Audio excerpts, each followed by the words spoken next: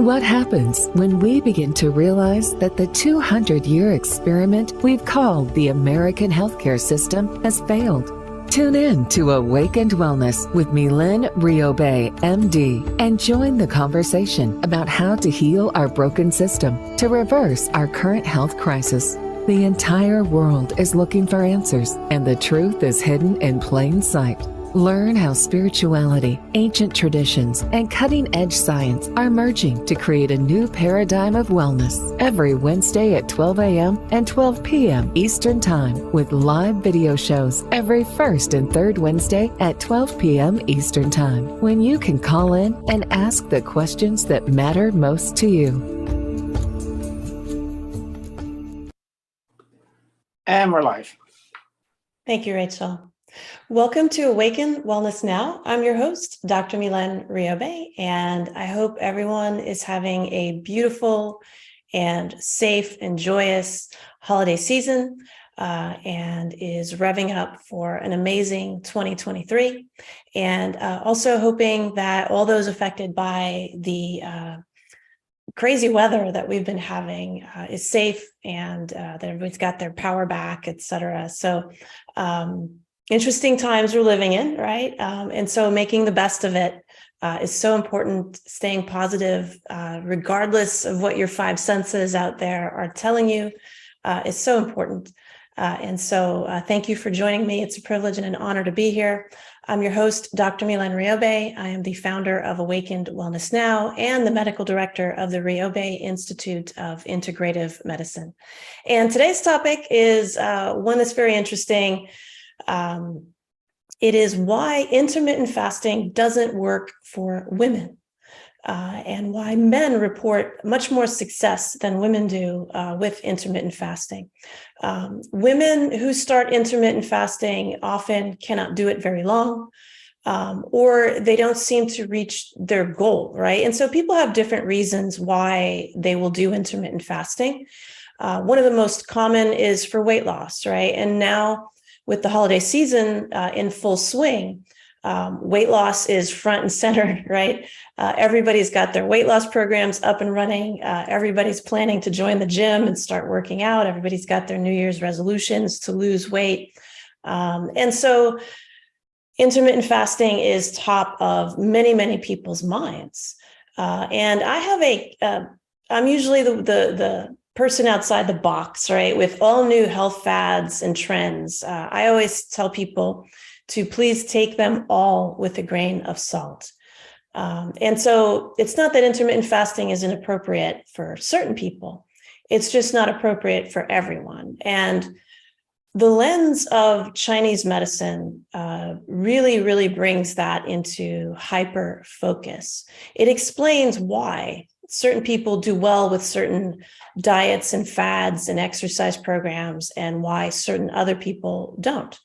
And in my course, the Wellness Warrior 9-Week Transformation Program, that is one of the biggest things I teach people is to determine their dynamic metabolic type, because that determines what will suit you and what won't, regardless of what it is, whether it's intermittent fasting or, keto diet, vegan diet, detox programs, whatever it is. Once you know what your physiology is, which is essentially what a dynamic metabolic type is, it's telling you what your current body function is like. And so once you know that, you can then kind of figure out how to meander around with all the crazy information that's out here to determine what's going to work for you.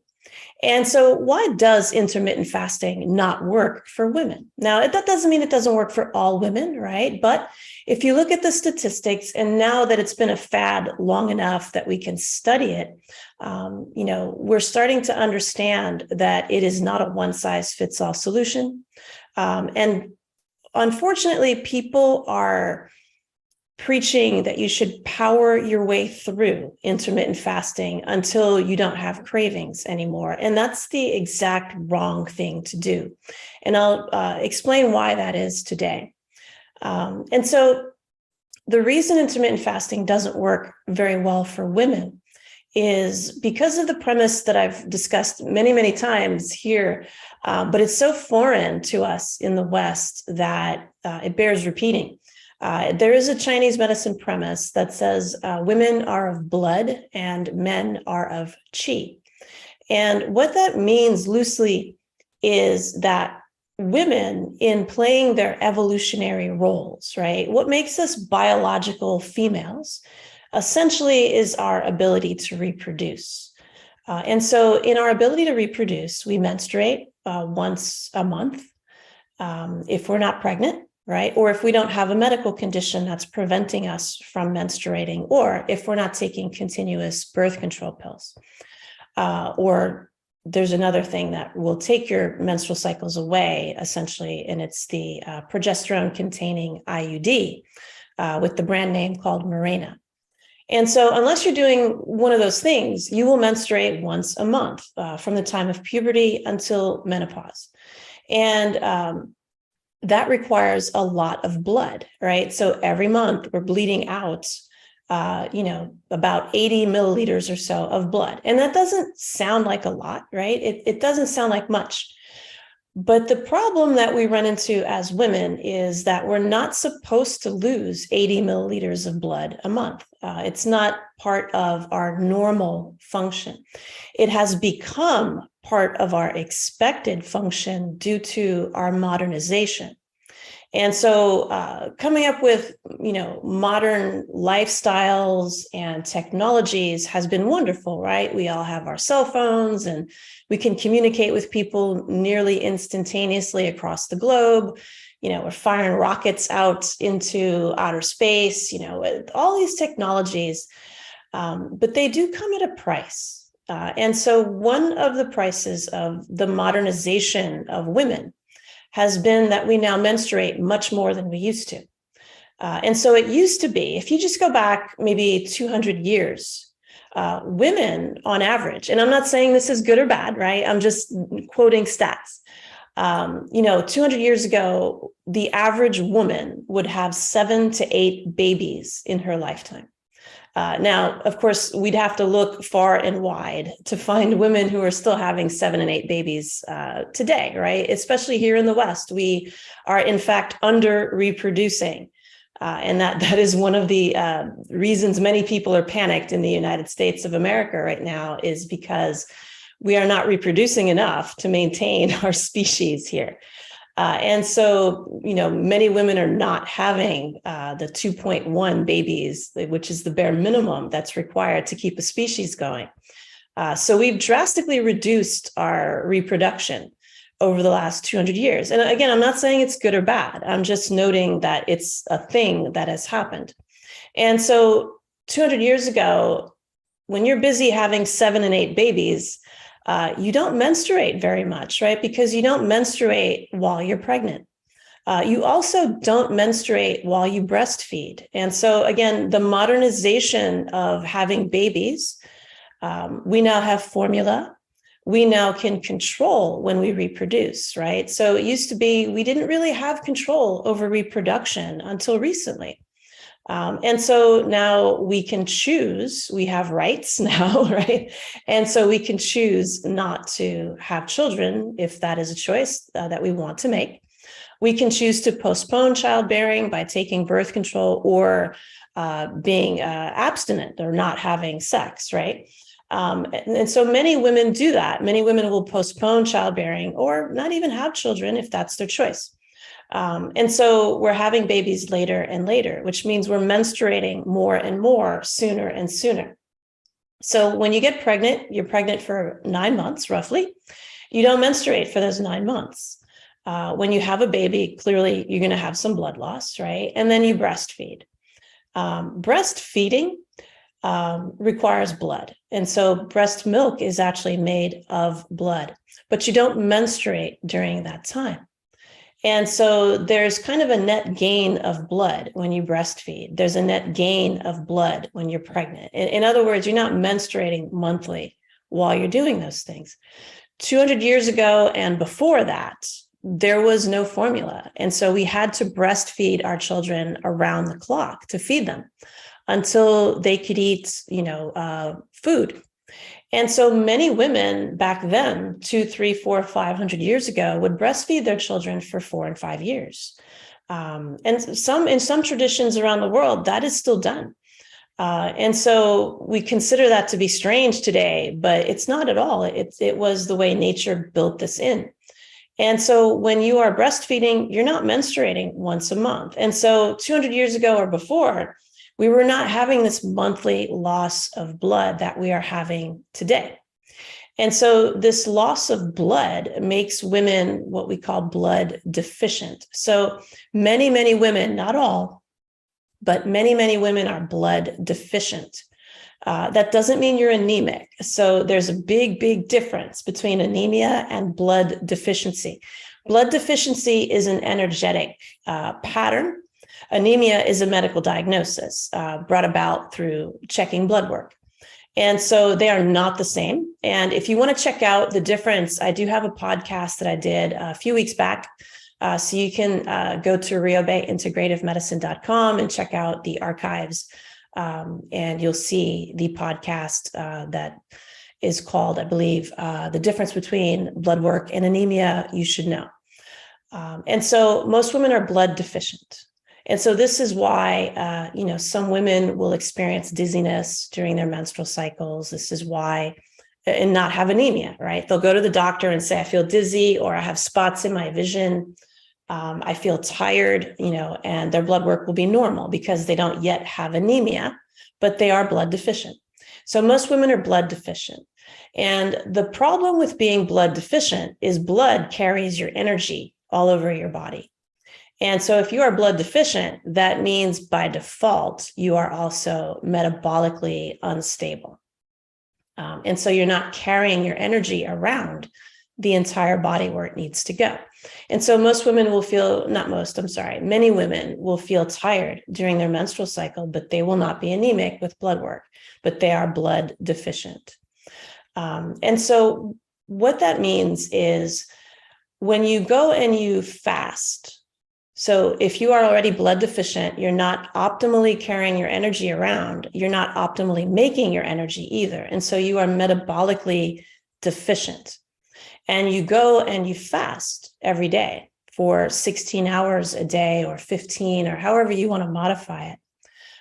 You are going to cause your body to become more metabolically unstable. And in traditional Chinese medicine, loss of appetite is not normal. They tell you to be very, very vigilant about loss of appetite. It is a sign of what they would call in Chinese medicine, what we would call in Chinese medicine, spleen qi deficiency. The spleen in Chinese medicine is not what we think it is. The spleen in our Western medical model is a tiny little organ tucked under the stomach. It has some immune function. It makes blood cells. But we more or less think people can live without it. We'll take it out if necessary, surgically, if someone has a condition or ruptures their spleen. And we know that it will not be fatal. That person will live. But that is not the spleen that the Chinese are talking about. In traditional Chinese medicine, organs are energy fields. They are not physical structures. And so while the spleen in Chinese medicine includes that tiny little physical structure, it is not what they mean. So spleen in traditional Chinese medicine basically equates to metabolism. And it is our physiological metabolism, essentially. And it will involve certain gastrointestinal organs like the stomach, the small intestine, has some spleen qi function. Essentially, you can think of it as your metabolism. So metabolism being how you make and use your energy. And again, everything is energy. In traditional Chinese medicine, Albert Einstein said that 100 years ago. Traditional Chinese medicine has said it for 4,000 years. Ayurveda has said it for 4,000 years, perhaps more. Many, many ancient traditions will discuss the idea of energy being what is actually real. And physical structures are simply energetic structures that are vibrating so slowly that we can perceive them through our 5 senses. And so everything is energy.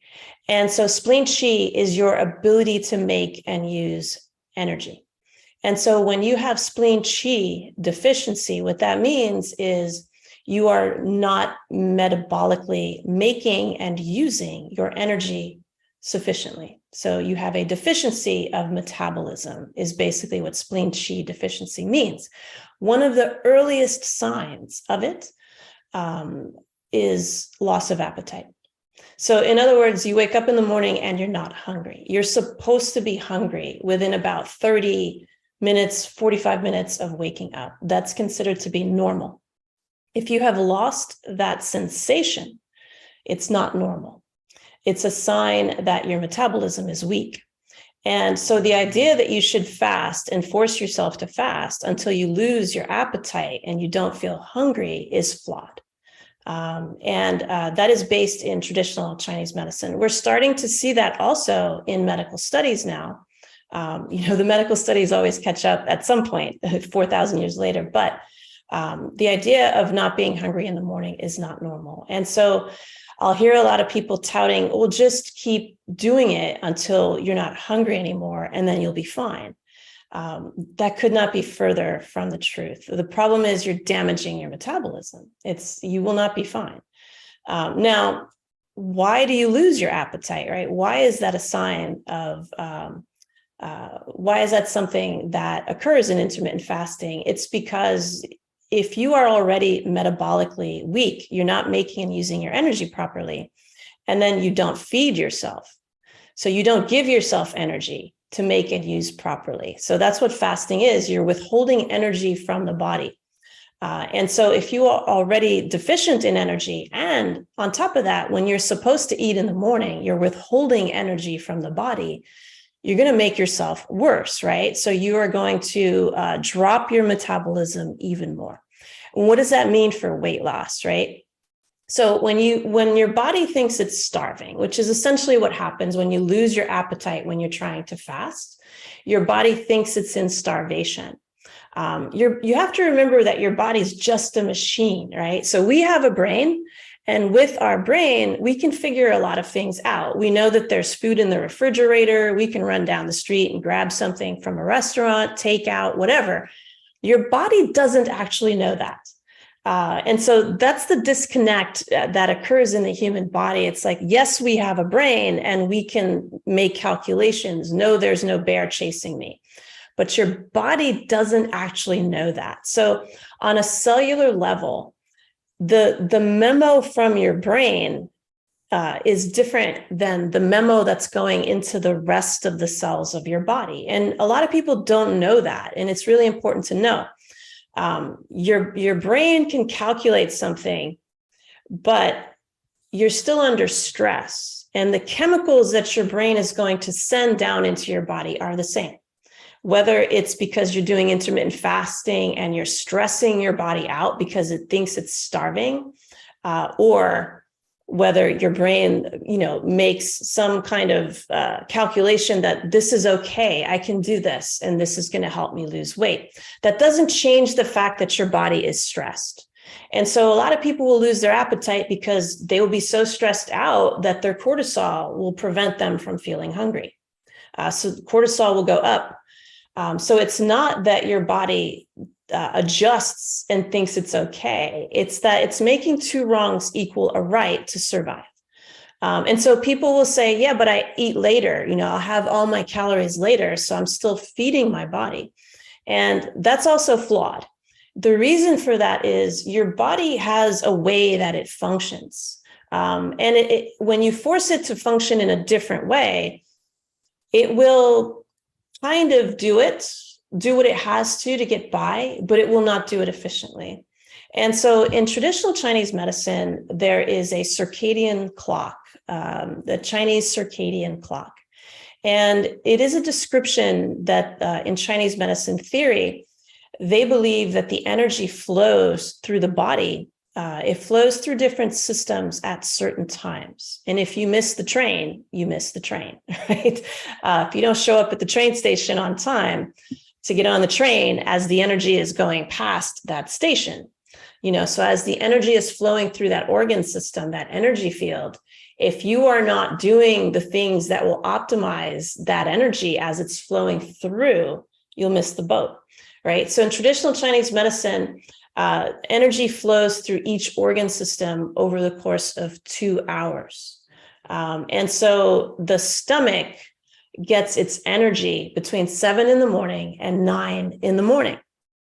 And so this is why in traditional Chinese medicine, they recommend that people eat breakfast like a king, because they understand that that is when the energy flows through that digestive organ most optimally, is between 7 and 9. Now, that doesn't mean if you eat at noon, you're not going to digest your food. It just means the energy, the train is at the station between 7 a.m. and 9 a.m. So if you don't want to have to chase the train to catch it later, you want to get on the train between 7 and 9. That means you want to eat your biggest meal between 7 and 9. And so what happens after you eat between 7 and 9 is your stomach can work at its best to digest and absorb, to bring the food down into the small intestine so it can be absorbed optimally. And so from 7 to 9 is when you should have your biggest meal. So that goes directly against intermittent fasting, right? Because that's when you're not supposed to eat with intermittent fasting. And so this is why I believe intermittent fasting is going to sooner or later be a metabolic problem that people are going to have to fix. One of my dearest friends was telling me her experience with intermittent fasting while I was in New York City, and she just intuitively knew it wasn't working for her. She didn't know why. But she was concerned that she lost her appetite in the morning. And I was like, well, thank goodness, because you should be concerned. And so she stopped doing it for that reason, because she intuitively felt like something is wrong. Why am I not hungry? And she intuitively knew that it was because she was so stressed out that she was not eating. And so the body does stress if you don't eat breakfast. And so, it doesn't matter how much you talk yourself down in your head that, I'm doing this for a good reason. I need to lose 20 pounds. I got to do this fasting thing. I got to lose this weight. Your body does not care. It will stress out if you don't eat. That's just physiology. That's science. Those are facts. That's just how it is. Now, if you want to force the body to go against that, you can, but it will come at a price. And that will be at lowering your metabolism. When you lower your metabolism further by not feeding your body when it most needs to eat, it's going to burn calories less efficiently. So it's not going to burn those calories as well as if you eat when you're supposed to. And that's the big secret with weight loss, right? It's you got to flow with your body, not against it. So people think I need to force my body to go this way so I can lose weight. You actually need to flow with your body to lose weight. And people will say, well, I listened to my body and it told me I wasn't hungry in the morning, right? It's not that you want to listen to your body. It's that you want to understand your body. You want to understand how it's supposed to function, not listen to it per se, but understand how it's supposed to function. When you understand how it's supposed to function, then you guide your body. Your body is not a leader, it's a follower. And so you need to know what your body needs to be doing so that you flow with that. And that's what listening to your body should mean. So your body is going to send you signals because it's broken. So listening to it is not going to help you, right? The extent to which you should listen to it is to know that it's telling you that it's broken, right? So when you lose your appetite, your body is not telling you everything's good. I'm with this intermittent fasting thing you're doing. It's telling you I am broken. Please fix me. And so what happens when you start burning fewer and fewer calories because your metabolism is weakening? That means you won't be able to eat as much when you're done with the intermittent fasting. You're going to have to keep dropping and dropping and dropping your calories to keep up with how weak your metabolism is. So metabolism means how you make and use your energy, right? So if your metabolism is working optimally, you might be able to burn 1,600 calories a day, even 1,800 calories a day, and have your weight stay stable, because those 1,600 calories are being used to fuel all kinds of different body functions optimally. When your metabolism weakens, what happens is it can't burn that many calories anymore. So if you continue to consume 1,600 to 1,800 calories and your metabolism is dropping, you're going to gain weight. You're going to have inflammation. because your body will no longer be able to burn those calories. And remember, if your body can't burn calories, there's only one other solution for it, and that is to store fat. And when you store fat, you're also going to store inflammation, because the fat that you store from overeating, right, is brown fat, white fat. And white fat stores toxins and carries with it inflammation. And so this is where weight gain comes from. People will say, well, I barely eat and I still gain weight. Well, that's because you have broken your metabolism to the extent that it can only maybe burn 600 calories a day. Right. And if it can only burn 600 calories a day, but you're consuming 1,200 calories a day, guess where those other 600 calories are going to go? Right. It's going to go to fat storage, and your body will have no choice but to gain weight. And so people will say, how is that even possible? I'm barely eating. Right. Because your body will convert itself into carbs if it needs to use it. And then it will just drop your metabolism to compensate for that.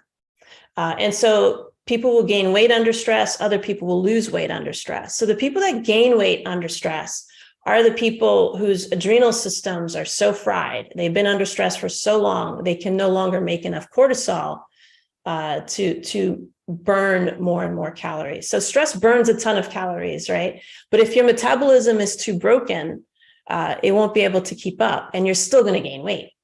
And so that's kind of the secret of weight loss and why intermittent fasting does not work for many women.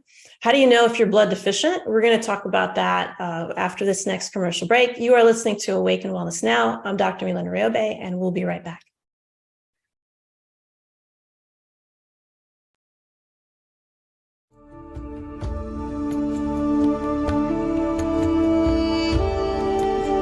What happens when we begin to realize that the 200-year experiment we've called the American healthcare system has failed? Learn how spirituality, ancient traditions, and cutting-edge science are merging to create a new paradigm of wellness on Awakened Wellness with Mylaine Riobe, MD. Tune in every Wednesday at 12 a.m. and 12 p.m. Eastern Time with live video shows every first and third Wednesday at 12 p.m. Eastern, when you can call in and ask Dr. Mylaine the questions that matter most to you.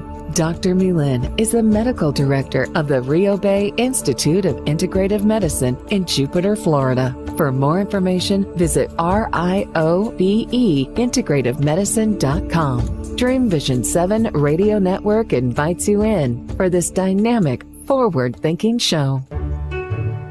Join Dr. Bernie Siegel on Mind Health Matters every Thursday and Friday, 12 a.m. and 12 p.m. Eastern Time on syndicated Dream Vision 7 Radio Network. Bernie will draw from his inspirational personal journey, offering us special nuggets of his sacred wisdom weaved through his delightful stories. Listen in as Bernie reminds us to be fully engaged in life.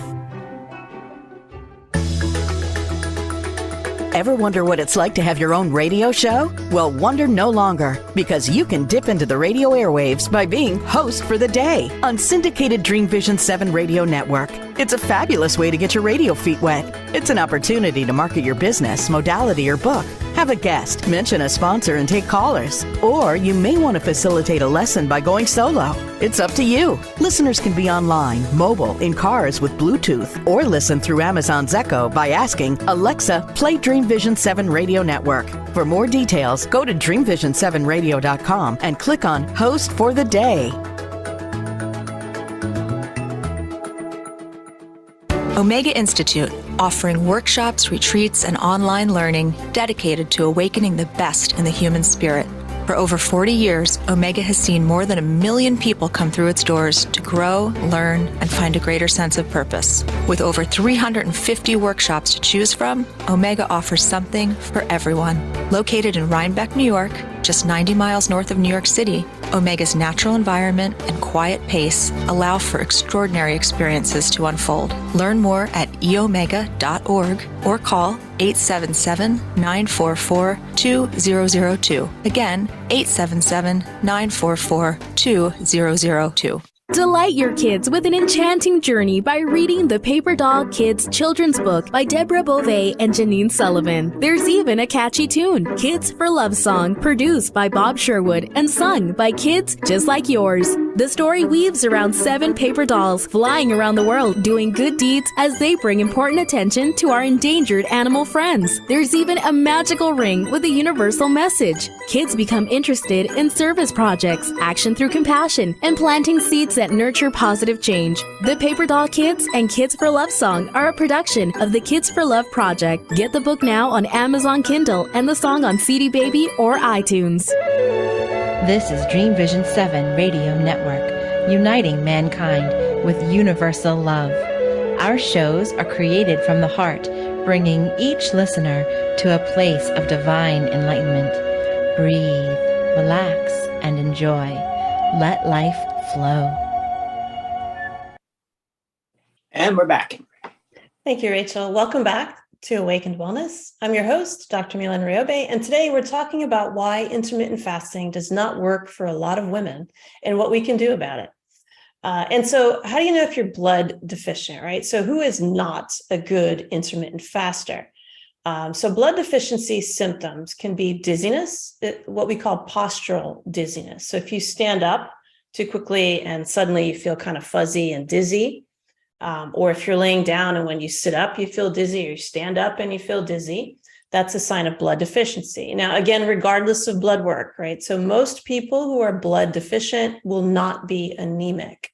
Why is that? Not because the blood work is wrong, but because the blood work can't test for everything that's flowing in your bloodstream that could be deficient, that might make you dizzy, right? And so blood work doesn't check for a lot of things. And blood work is not capable of checking for a lot of things. And so that's why it's not a reliable tool to be used as the only source, right? So we should still do it. You want to know if you're anemic, because if you're anemic, you might need B12 shots, you might need iron to correct it. So it's not that you don't want to get your blood work, but you don't want to stop there and think everything's normal because your blood work is normal. So if you have postural dizziness, that's a sign of blood deficiency. If you have floaters in your vision, like that's a big one, right? Not flashes of light, not that the light bothers your eyes, that's different. But these are just little floaters, just kind of floating in your vision. You go to the eye doctor, they don't see anything wrong, everything's fine, your prescriptions are accurate, but you still have these floaters, right? That's blood deficiency as well. Some other people with blood deficiency will note that their periods are really light. So when your body perceives it doesn't have enough blood to give away, it will not give it away, right? So some women will get lighter and lighter menstrual periods as a sign of blood deficiency. Sometimes they'll start skipping their periods entirely. They won't get a period because they're too blood deficient for their body to release the blood, right? And so these are some signs. There are many others. Another sign is your tongue might look pale. And your pulse might be thinner and weaker. So if you're that person where they're constantly fishing for your pulse and they can't ever seem to find it, or it's really thready, it's there and then it disappears, you might be blood deficient, right? The best way is to get an evaluation from a doctor of Oriental medicine or an acupuncturist. But these are just some signs just to help you know, like, should I do this intermittent fasting thing I've been reading about or not, right? If you have any of these signs or symptoms, you should not do intermittent fasting.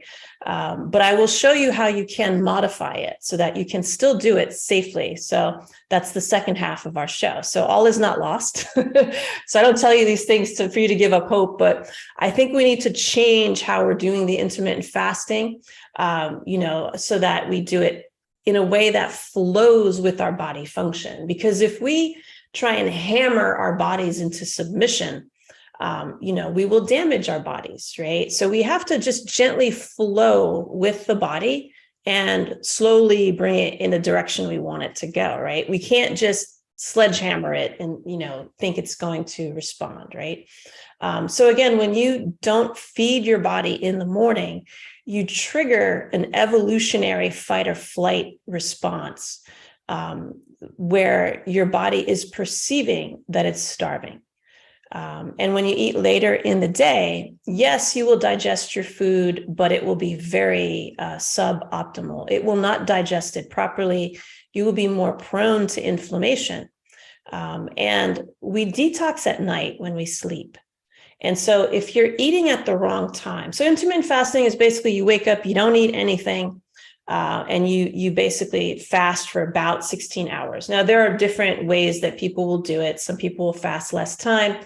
So you're starting to eat around 1-ish, 2-ish in the afternoon, and you eat for about 8 hours, and then you stop eating again. The problem with that is you're eating at times when your digestive system is not receiving optimal energy flow. And so the stomach is most active between 7 and 9. That means it won't work at 3 o'clock. It will. It just won't be as optimal. The spleen, right, the metabolic organ that we talked about that is so crucial in traditional Chinese medicine, is active between 9 a.m. and 11 a.m. So first you eat your food, the stomach releases enzymes to start chewing it up, and then you convert that food into energy between 9 and 11 a.m. Right? Why is that? That's because that's when we're the most active, right? We're not active at night. We're not supposed to be active at night. The sun goes to sleep at night because we're supposed to go to sleep at night, right? We are diurnal beings. We flow with the sun. And so we're supposed to be most active midday and then start trailing off, in the late afternoon. So we have to eat to power when we're most active in midday, right? That's why the stomach is most active between 7 and 9. And then we convert that food to energy between 9 and 11.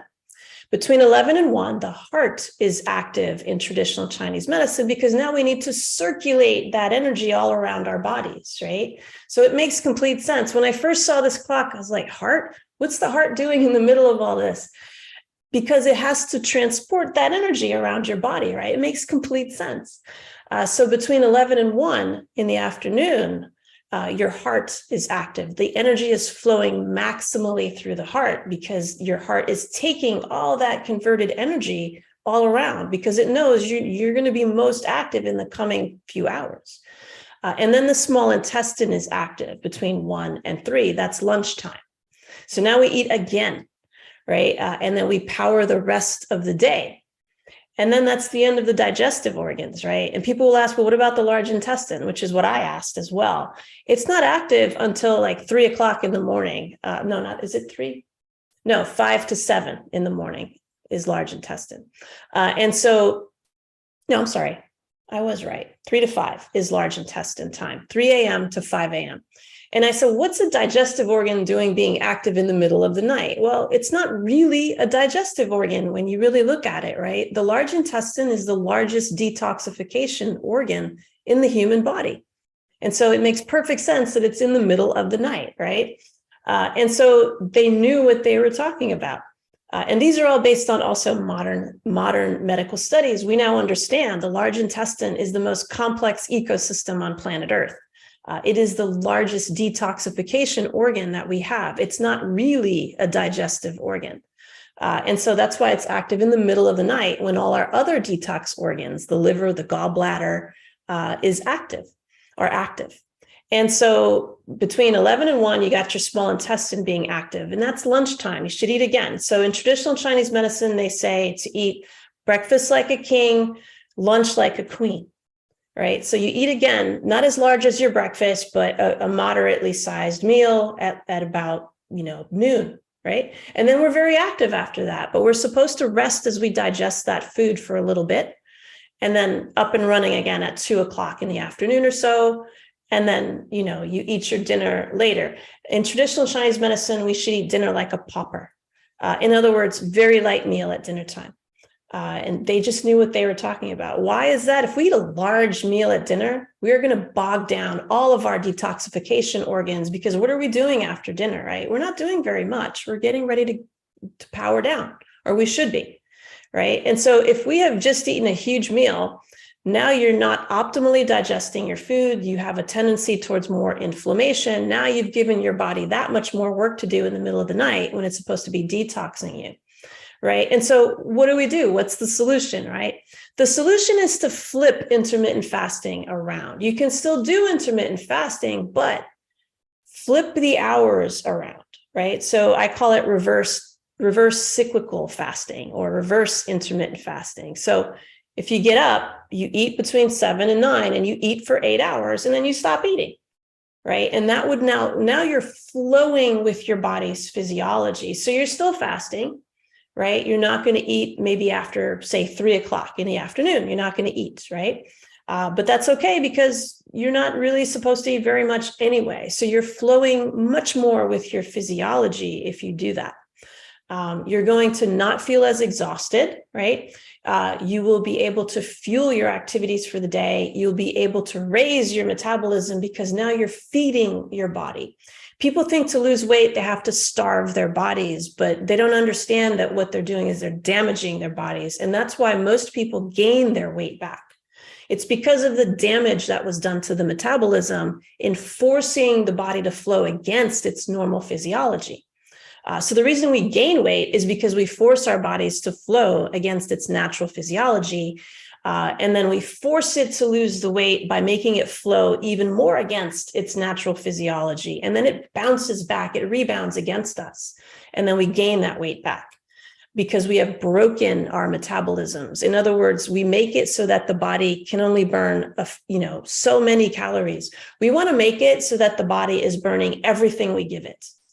That's really what we want to do with the body. We want the body to be so efficient at breaking everything down, converting it to energy and using it, that every body function we need is fully powered, fully working, and we're able to put on muscle mass, increase bone structure, feed all of our systems, the brain, the skin, everything is getting fed properly. So your metabolism is cranking on all cylinders. You have energy to do all the things you want, and your weight is normal, right? And it's only if you flow with the physiology that will happen. If you flow against it, you might force the weight loss initially, but it will come back and get you. So it's really this idea of within 30 minutes of getting up in the morning, I'm going to eat. I'm going to try and make that my biggest meal. When people don't have an appetite, it's really hard. When people already have a low metabolism, it's really hard to eat a heavy breakfast, right? So what you do is you eat a light breakfast if you have to, and then you make up for it at lunchtime. You still eat a light dinner, right? And so that's how you flip intermittent fasting on its head and make it work for women. And you know that you are one of those people if you have blood deficiency symptoms or Qi deficiency symptoms. So Qi deficiency is low metabolism. That's a loose term that we can use to equate with what the Chinese will call Qi deficiency. Qi is vital energy.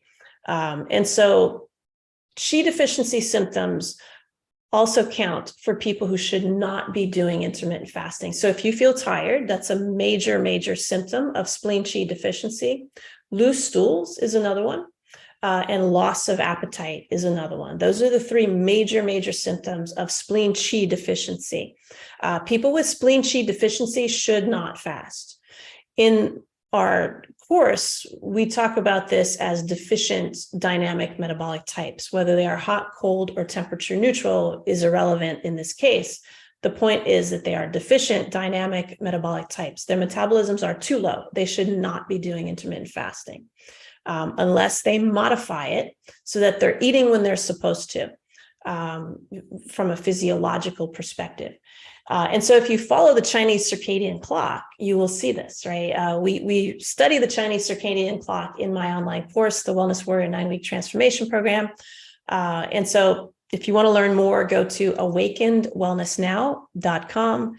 You can take our burnout assessment as well there to know if you are a deficient dynamic metabolic type. And if you are, you want to at least do this reversed intermittent fasting, and you may not want to do intermittent fasting at all. You may want to find a different strategy for weight loss.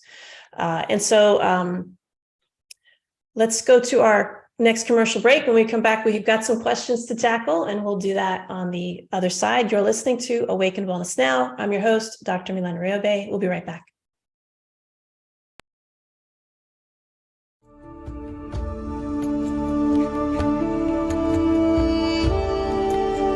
What happens when we begin to realize that the 200-year experiment we've called the American healthcare system has failed? Learn how spirituality, ancient traditions, and cutting-edge science are merging to create a new paradigm of wellness on Awakened Wellness with Mylaine Riobe, MD. Tune in every Wednesday at 12 a.m. and 12 p.m. Eastern Time with live video shows every first and third Wednesday at 12 p.m. Eastern, when you can call in and ask Dr. Mylaine the questions that matter most to you. Dr. Mylaine is the medical director of the Riobe Institute of Integrative Medicine in Jupiter, Florida. For more information, visit RIOBE-integrativemedicine.com. Dream Vision 7 Radio Network invites you in for this dynamic, forward-thinking show. EDICIA is a U.S. nonprofit dedicated to the dream of ending childhood malnutrition for millions of children around the world.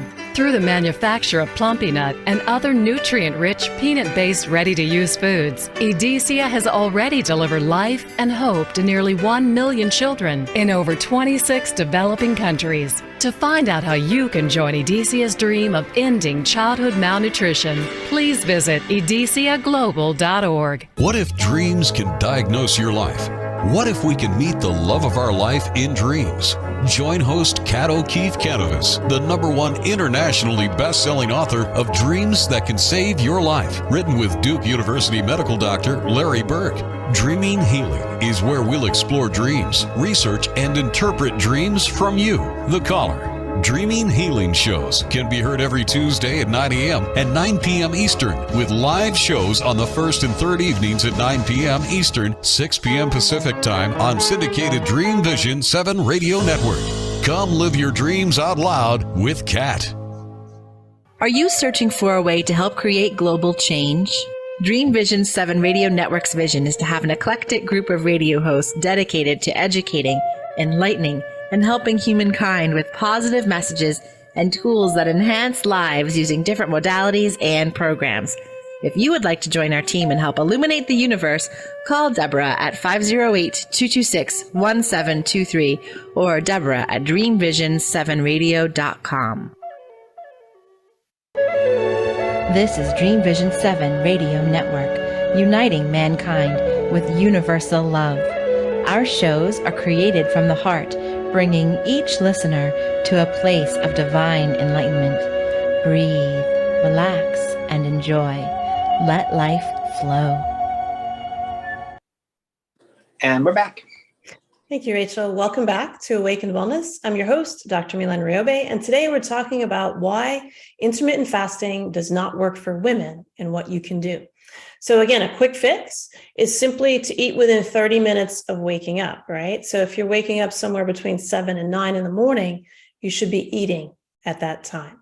And again, if you don't have a good appetite, eat something, sometimes I'll just throw back a shake and that's all. And I'll just have a big lunch and then a light dinner, right? And then you can have snacks in between, right? So intermittent fasting, you can still have your snacks in between. You can still eat the foods that you like to eat. What I caution people about, not all calories are created equally, right? So you want to still eat very clean when you do intermittent fasting. So some people will think, well, because I'm fasting, I can eat whatever I want, right? It's not true. You want to be very cautious that you are helping your body, not hindering your body, right? So you want to eat clean food. And if you want some tips on that, we've got a ton of podcasts where we talk about that. We also talk about that a lot in our Wellness Warrior 9-week transformation program.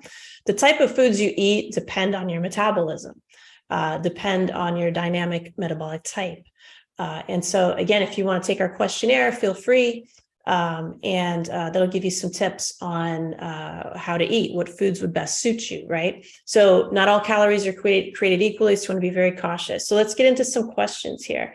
Question, I seem to always be craving goodies at night. After fasting a while, will these cravings stop? So cravings are your body telling you it needs energy, right? So cravings are the point at which your body hasn't quite given up and doesn't think it's starving yet, right? And it's just tapping you on the shoulder and telling you, please feed me. I don't feel like I'm getting enough energy. Typically, that's because people don't eat enough early in the day. So people tend to not eat all day because they have the willpower to not eat all day.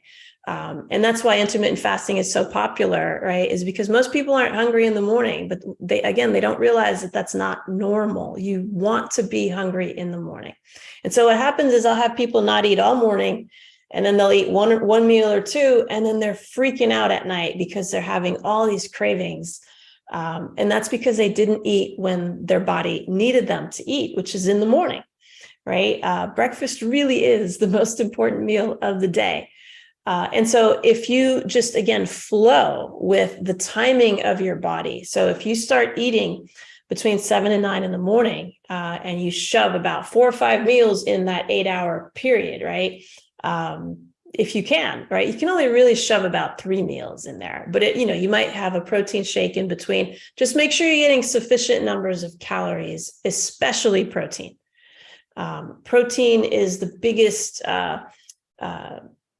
thing you can do to reduce cravings, right? Because proteins can always be converted to calories. Proteins will almost never be converted to fat. And that's the benefit of protein. But again, make sure that you eat the right types of protein, right? The animals aren't the problem. It's what we did to them. That's the problem. So it's not the animal products that are bad. It's what we did to the animal products that's bad. And so make sure that you're eating the right quality of foods. But a lot of protein is necessary to reduce cravings. So, and eating at the right times. That's a good question. Let's see. I'm past the age of periods, long time now. Am I able to get over the blood deficiency you're talking about? Yes. So if you have some of those symptoms, then yes, you're blood deficient. So of course, go get evaluated, get your checkup, get your blood work done, get a proper evaluation with your physician. And then, a doctor of Oriental medicine would be the best person to guide you to clear out blood deficiency. But bloody food. And so knowing your dynamic metabolic type is very important, because if you have a hot dynamic metabolic type, whether it's excess or deficient, you should not eat red meat or gamey meat, because that's going to make you hotter. In other words, make you more acidic, and it's going to work against you, not for you. But if you have a cold deficient dynamic metabolic type, or even a cold excess, eating red and gamey meats is fine, because you're too cold and you want to warm up. Red and gamey meats will warm you up, and that will help your metabolism. And so other types of proteins are more neutral, poultry, pork, soy, tofu, tempeh.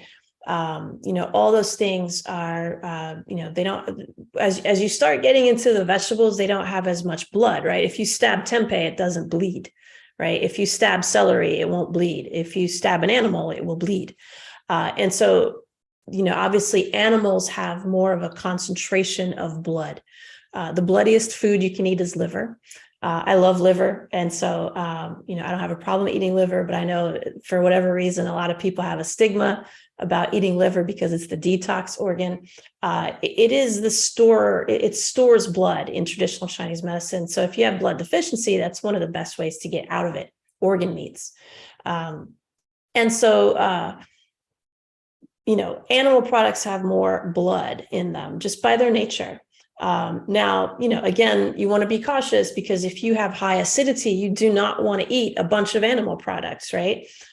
So you'd have to compensate by eating green leafy vegetables, and you just have to eat a lot more of them. So vegans just have to eat a lot more volume to get the same amount of protein as they would were they eating animal products. But, you just have to do the math and make sure you're getting enough protein.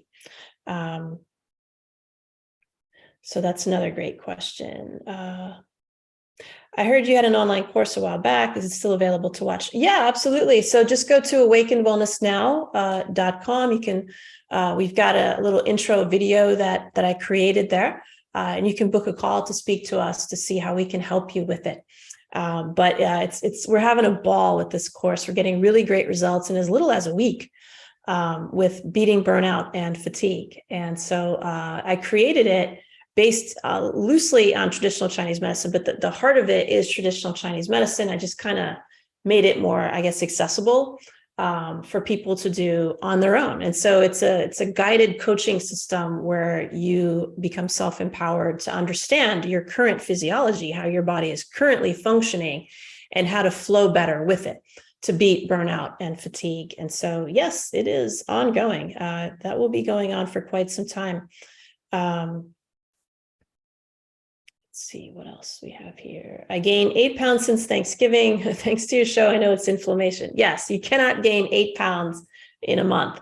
And so a lot of it is inflammation. And so again, if you want to do intermittent fasting, you can. Just remember, switch when you eat, right? So you will have to eat earlier in the day. You just take those 8 hours and you move them. That's all it is. You move them to between like 7 in the morning to 3 in the afternoon. That's all.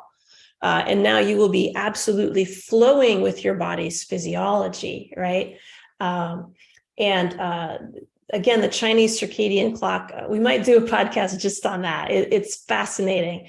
And I just laugh because every time I'm like scratching my head, like, why are they saying that? And eventually there'll be some medical study that confirms what they said.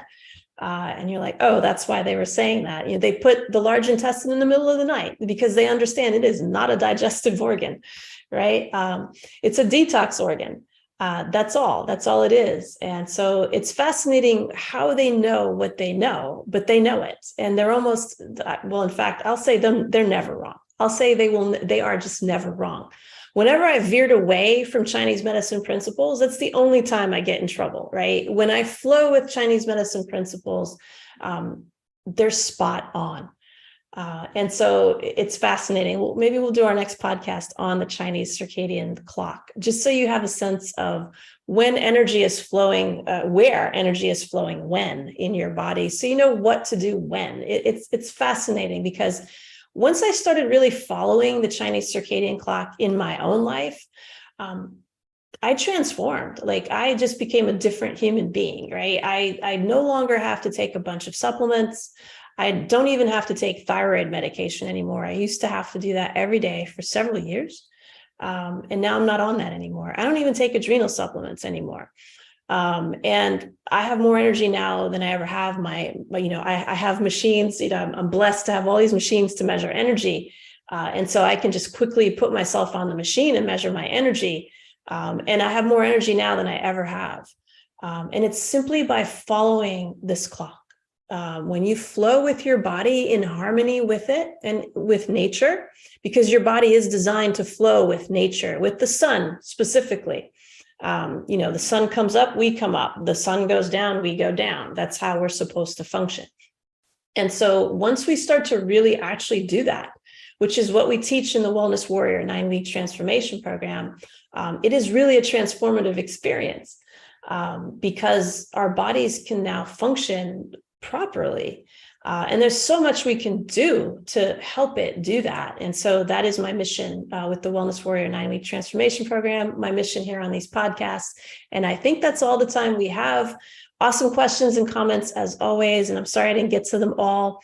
But it's a fascinating topic. And I wish you much luck on your weight loss and wellness goals for 2023. Happy New Year. Thank you for listening. And until next time, many, many blessings.